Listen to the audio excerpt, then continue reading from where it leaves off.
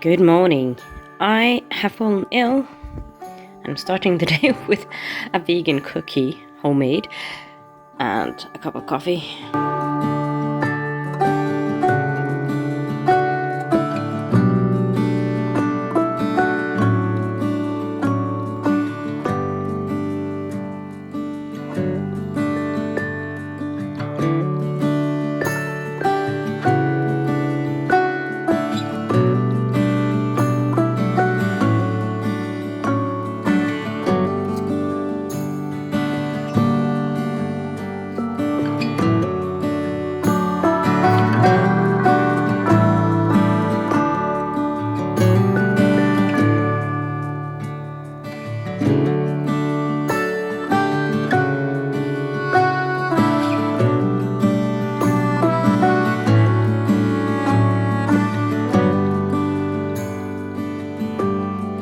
So I thought I would record a little rant.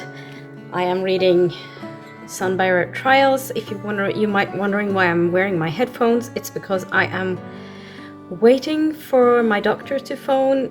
She was supposed to ring around 2 o'clock. It's now 3:45, still nothing. So I just feel like I have to sit prepared all the time, and I wanted to kind of film this during daylight. Excuse me. But of course, now it's 4:45, so it's no more daylight. And I felt like I needed to film a little bit of a rant. I'm all over halfway through, and there was a paragraph that really rubbed me the wrong way in this book. And the reason for that is that I am vegan, if you don't know that already. I'm an ethical vegan.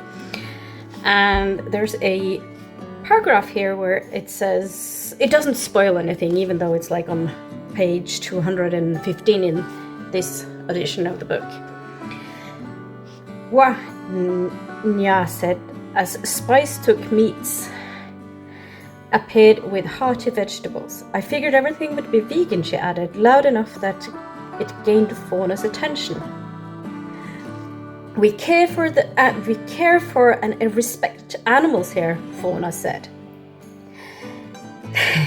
including their sacrifices. We honor animals by making use of every part of them in our clothes, our textiles, our food. Our winter coats are made of fur and insulated with feathers. We even use dry dung to fuel our fires.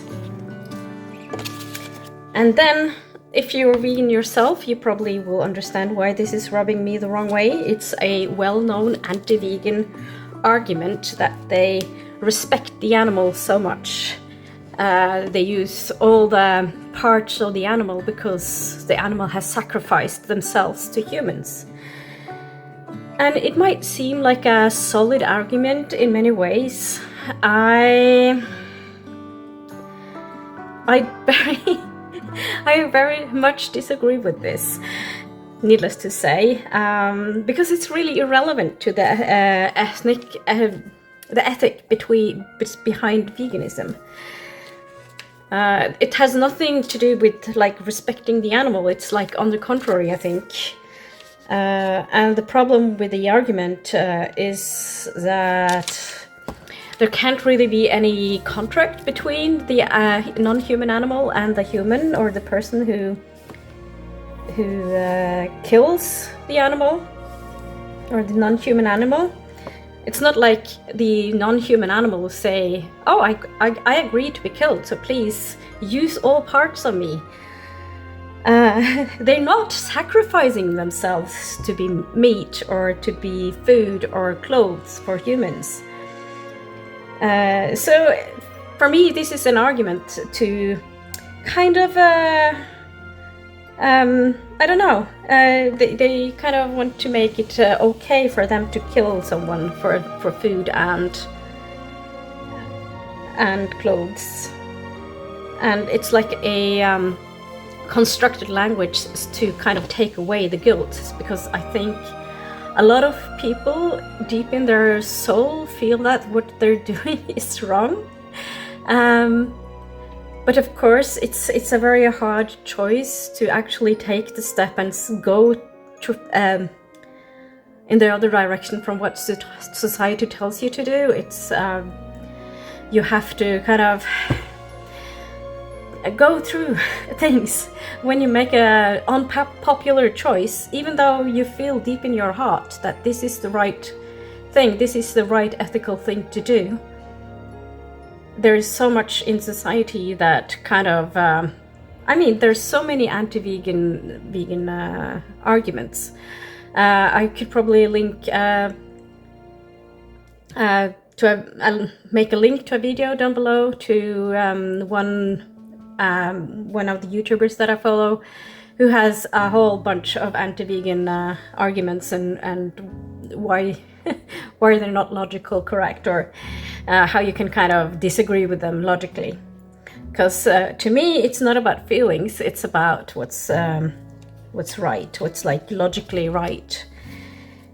And so, yeah, so the thought that it's like something you do to honor the animal that you have hunted or killed or slaughtered, it just doesn't sit with me.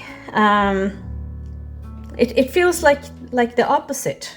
They don't have the desire to die; they want to live. So this argument that they're respecting the animal, no, sorry. So this is like it's not like a big part of the book, but it's made such an impact on me. So I have really mixed feelings about this book now. I was enjoying this book, and now I'm kind of disappointed. So yeah, I'll finish the book, and hopefully it will not make too much of an impact of my reading experience. But I must admit, it's I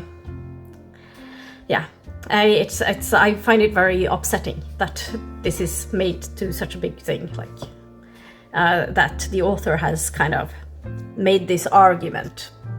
Because I'm now wondering, is this the author's argument for not being vegan? I don't know. Enough about that. Let's hopefully talk to the doctor soon, and I'll see how much I'll manage to read today. I'm still not feeling well.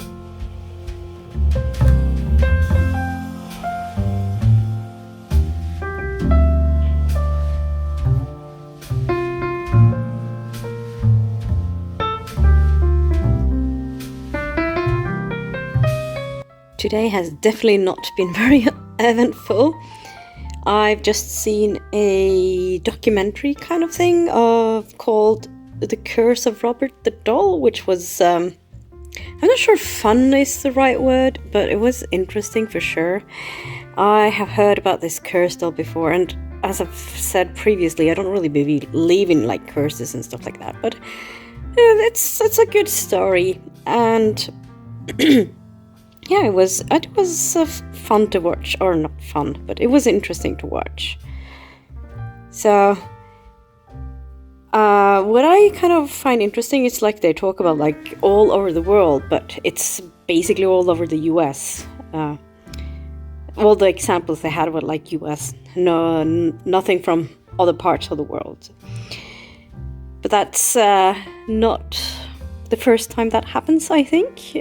Very often when I hear people talk about like the whole world in the US, it's basically the US. The US can be, or some people in the US can be fairly US-centered, to say the least. Anyhow, I'm going to end this here and call it a day. I am staying home tomorrow as well, and Wednesday as well. I'm still not really feeling well, so I'm going to turn my alarm off so I can sleep in tomorrow.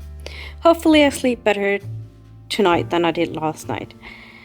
And I guess that's it for now, and I will see you tomorrow. Bye.